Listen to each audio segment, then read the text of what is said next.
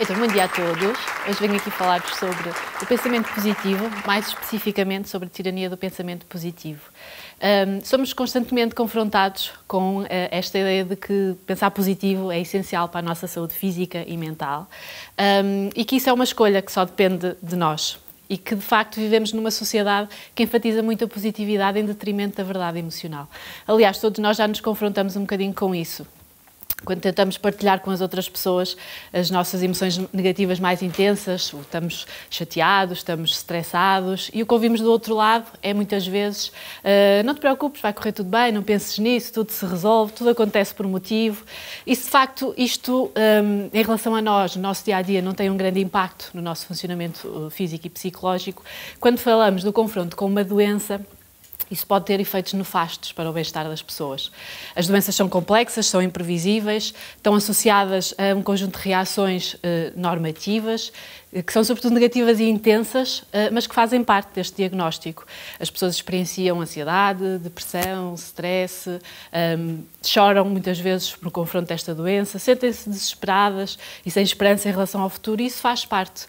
E isso ajuda muitas vezes a elaborar esse tipo de emoções e pensamentos, ajuda muitas vezes as pessoas a adaptarem-se a essa situação de vida. Há uma fase inicial de maior dificuldade de gestão destas emoções, mas fazem parte e são essenciais depois para conseguirmos promover este ajustamento à doença.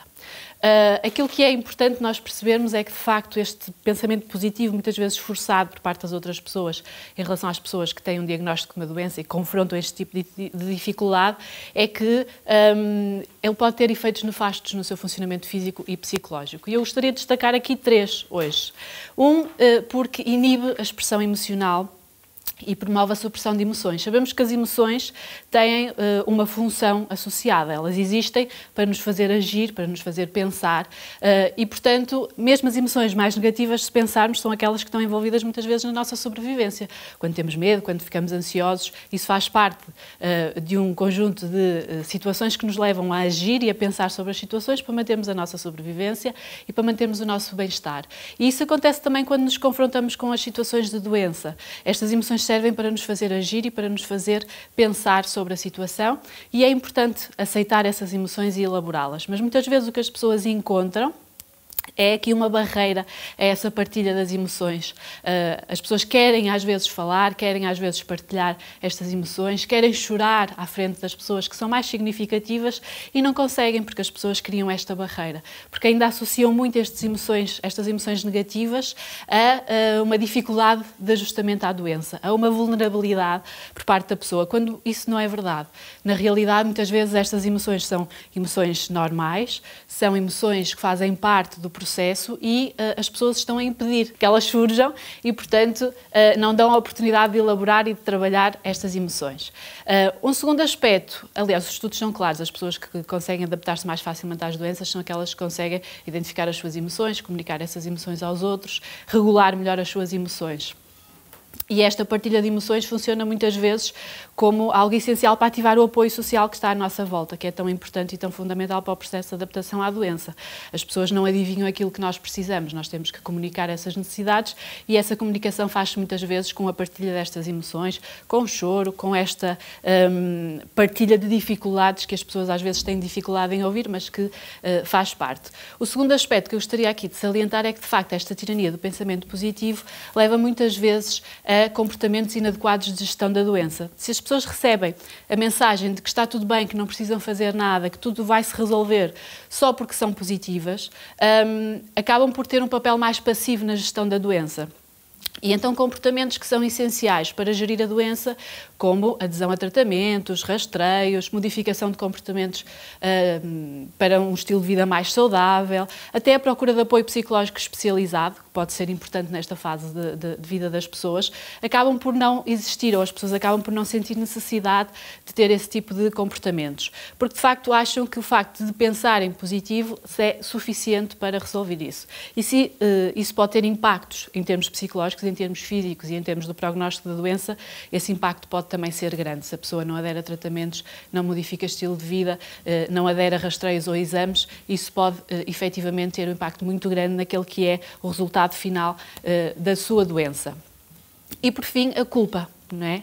Quando nós estamos aqui a incentivar e a salientar este positivismo que as pessoas têm relativamente à situação de doença, quando elas sentem este tipo de emoções, que sentem, que são normais, elas vão se sentir culpadas porque não estão a ser capazes de serem positivas sempre, porque no fundo o que estamos a dizer às pessoas é ok, a coisa vai correr bem se tu fores positivo.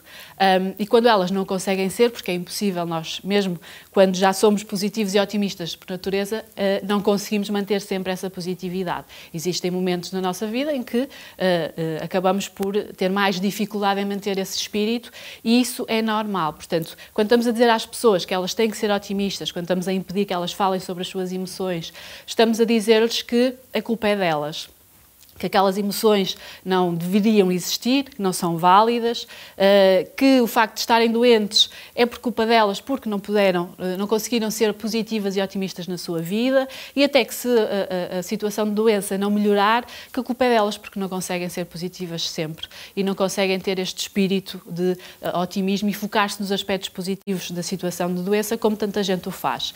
E, portanto, isto pode levar a sentimentos de autojulgamento, a sentimentos de culpa e até a um isolamento e uma desconexão relativamente às outras pessoas.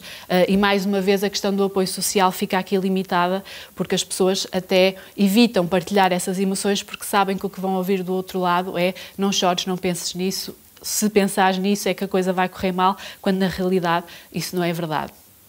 Portanto, o que eu gostaria aqui de salientar, no fundo, é que a positividade até pode ser útil em algumas situações e para algumas pessoas. Aliás, o otimismo é um fator protetor no processo de adaptação à doença, mas quando estamos a falar de um otimismo que é uma característica mais traço e não agora decidimos que somos otimistas porque estamos doentes, mas isso não quer dizer que as pessoas tenham que ser sempre otimistas, que tenham que ser sempre positivas, porque de facto isso não é possível, sobretudo quando enfrentamos este tipo de desafios. E é preciso passar essa mensagem às pessoas. É preciso mostrar que a falta de positivismo não é uma falha de carácter, não é uma limitação, não é uma vulnerabilidade, faz parte. O funcionamento normal das pessoas. Nós temos altos e baixos e temos que aceitar essas experiências. E aos cuidadores também mostrar que, de facto, e às pessoas que são próximas, que forçar este positivismo também não é algo benéfico. É mais importante darmos um ouvido atento, darmos um ombro amigo, oferecermos uma ajuda prática, que muitas vezes até nos esquecemos que é o tipo de apoio que as pessoas precisam em certos momentos da doença, mais do que forçar este positivismo. E, claro, aos psicólogos mostrar aos doentes, dando-lhes um espaço de conforto, um espaço seguro onde eles possam efetivamente falar abertamente dessas emoções mais desafiantes, mostrar-lhes que elas são normais, validar essas emoções, ajudar a desenvolver aqui competências que lhes permitam lidar melhor com essas emoções, mostrar que elas são importantes, que têm uma função, que podem ativar apoio social, que podem ajudar na adesão aos tratamentos, que podem efetivamente promover aqui a sua adaptação à doença. Fazendo isso sempre sem julgamento, fazendo isso sempre com empatia e promover aqui uma capacidade de olhar para as suas emoções como verdadeiras, de aceitá-las, de trabalhá-las, de regulá-las da melhor forma possível e com isso serem capazes de desenvolver competências que lhes permitam lidar com estes desafios do dia-a-dia. Obrigada.